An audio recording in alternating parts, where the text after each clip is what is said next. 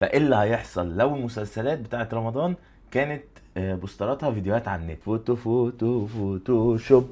ايه، مسلسل اشغال شقة ده يبقى لذيذ قوي لو عملناه مثلا بستايل اليوتيوب جوه الدارك شويه، مش الدارك يعني بس المتعارف عليه.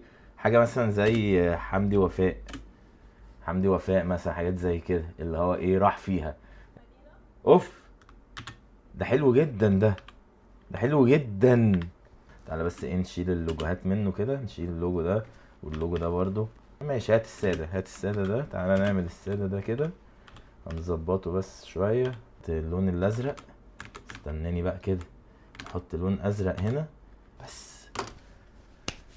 ده يا باشا لو على كوبري اكتوبر وانت معدي هتقوم واقف فاتح مصور عشان تفتكر، او فاتح على طول حاطط واتش ليست، تروح تتفرج عليه في البيت فورا. ما كانش هتقف تحت اليافطه تتفرج عليه اصلا في ساعتها.